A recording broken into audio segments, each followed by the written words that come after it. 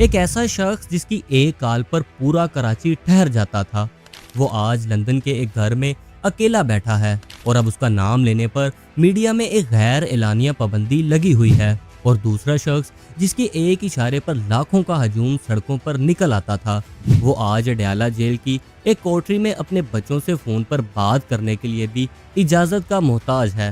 دونوں نے اپنے اپنے دور میں پوری اسٹیبلشمنٹ کو چنوتی دی، دونوں کو پوری قوم نے سر پر بٹھایا، اور پھر دونوں نے الگ الگ سالوں میں بالکل وہی ایک غلطی دہرائی جو انہیں میدان سے باہر لے گئی۔ کیا یہ صرف اتفاق ہے یا کچھ اور؟ یہ ہے الطاف حسین اور عمران خان کی کہانی، دو نام جو کبھی ایک دوسرے کے قریب نہیں آئے، لیکن جن کی تقدیر عجیب طرح سے بار بار ٹکرائی۔ اگر آپ بھی پاکستان کی ایسی انٹولڈ سٹوری سننے میں انٹرسٹڈ ہیں تو سبسکرائب بٹن ابھی دبا دیں اور تیار ہو جائیں، کیونکہ یہ صرف ایک ڈاکومنٹری نہیں ہے، یہ ایک سفر ہے دو مختلف لیڈرز کی غلطیوں کی طرف۔ اس کہانی کو سمجھنے کے لیے ہمیں واپس جانا ہوگا وہاں جہاں دونوں کی سیاست کی بنیاد پڑی، موجودہ نظام کے خلاف ایک خاموش بغاوت سے۔ جب الطاف حسین نے سیاست میں قدم رکھا تو ملک اس وقت وڈیرہ شاہی اور جاگیردارانہ نظام کے شکنجے میں تھا۔ وہ خود کسی بڑے خاندان سے نہیں تھے، ایک مڈل کلاس مہاجر گھر سے تعلق رکھتے تھے، اور انہوں نے صرف ایک نعرہ دیا، مہاجروں کے حقوق کا نعرہ۔ دیکھتے ہی دیکھتے ایک پورا شہر ان کے پیچھے کھڑا ہو گیا۔ دوسری طرف جب عمران خان نے پاکستان تحریک انصاف کی بنیاد رکھی، ملک دو بڑے سیاسی خاندانوں کے درمیان تقسیم تھا۔ عمران خان نے خود کو دونوں کے خلاف ایک تیسری دیوار کی طرح کھڑا کر دیا۔ ان کا راستہ الطاف حسین سے بالکل مختلف تھا۔ وہ پہلے سے ہی ایک فیمس سیلیبریٹی تھے، لیکن دونوں کا پیغام ایک جیسا تھا، موجودہ نظام کے خلاف آواز اٹھانا۔ اور یہیں سے ایک دلچسپ سوال پیدا ہوتا ہے کہ دو مختلف راستوں سے آنے والے لوگ آخر ایک ہی انجام تک کیسے پہنچ گئے؟ اس سوال کا جواب ڈھونڈتے ہوئے ہمیں ایک اور سملیرٹی ملتی ہے جو شاید کم لوگ جانتے ہیں۔ دونوں نے کبھی اپنے رشتہ داروں کو سیاست میں آگے نہیں بڑھایا۔ الطاف حسین نے اپنی پوری زندگی صرف قائد کی پوزیشن پر گزاری، نہ خود کسی سرکاری عہدے پر بیٹھے، نہ کسی رشتہ دار کو بٹھایا۔ عمران خان وزیر اعظم تک پہنچے، مگر انہوں نے بھی اپنی بہن یا کسی قریبی رشتہ دار کو پارٹی کا کوئی بڑا عہدہ نہیں دیا۔ یہ بات انہیں اس وقت کی روایتی سیاست سے الگ کھڑا کرتی ہے، لیکن یہی بات آنے والے سالوں میں ان کے لیے ایک نیا مسئلہ بھی کھڑا کرنے والی تھی، کیونکہ جب ہم دونوں کی ترقی کا سفر دیکھتے ہیں تو ایک ایسی طاقت بار بار نظر آتی ہے جس کا ذکر کم ہوتا ہے، اسٹیبلشمنٹ۔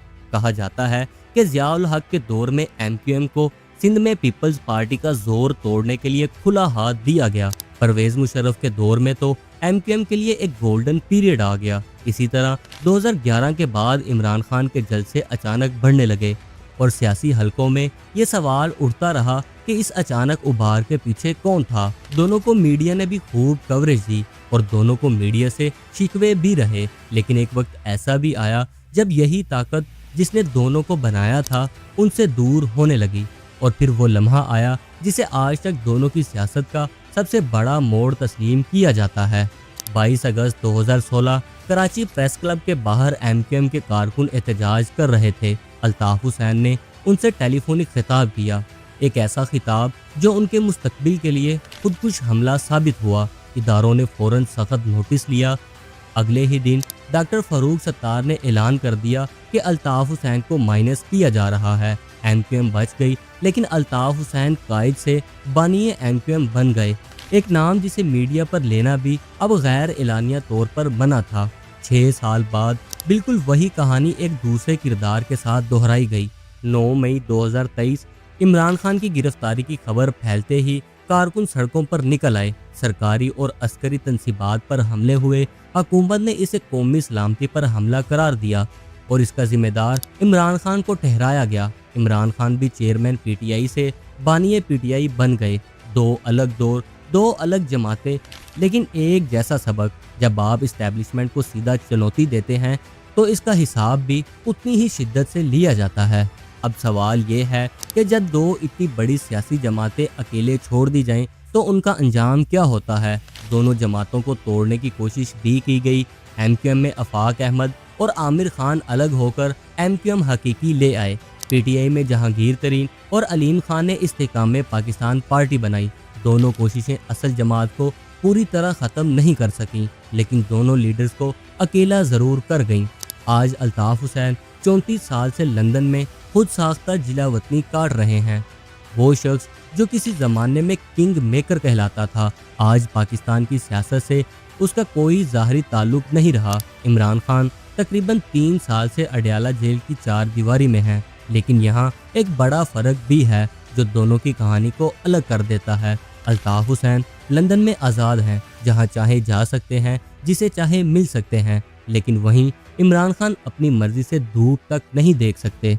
और शायद इस पूरी कहानी का सबसे दिलचस्प हिस्सा वो नहीं है जो दोनों ने अलग अलग किया, बल्कि वो है जो दोनों ने एक दूसरे के बारे में कहा। कभी इमरान खान ने अल्ताफ़ हुसैन को सच्चा मुहिब्बे वतन कहा था, फिर 2007 के वाक़यात के बाद वही इमरान खान लंदन पहुंच गए ताकि उनके खिलाफ केस दायर कर सकें। बाद में दोनों एक दूसरे को दहशतगर्द तक कह चुके हैं, लेकिन जब 2022 में इमरान खान को तहरीक अदम एतमाद से हटाया गया तो हैरत अंगेज तौर पर अल्ताफ़ हुसैन ने उनके लिए फिक्रमंदी जाहिर की। उन लोगों के लिए जिन्होंने कभी उनके लिए एक अच्छा लफ्ज़ नहीं बोला था। एक इंसान ने अपनी पतंग खुद काट दी, दूसरे ने अपना बल्ला खुद अपनी विकेट पर दे मारा। दोनों मैदान से बाहर हैं और दोनों की खामोशी में एक ही सवाल गूंजता है, क्या ये कहानी यहीं ख़त्म हो चुकी है या अभी एक और मोड़ बाकी है? इस सवाल का जवाब कमेंट्स में लाजमी दीजिएगा। सब्सक्राइब बटन अभी भी वही हैं और ऐसी ही अनटोल्ड स्टोरीज आपका वेट कर रही हैं। अगर वीडियो पसंद आई तो दोस्तों के साथ शेयर लाजमी करिएगा। और हाँ, आपके ख्याल में क्या अल्ताफ़ हुसैन या इमरान खान दोबारा पाकिस्तानी सियासत में कोई किरदार अदा कर सकेंगे? अल्लाह हाफिज़।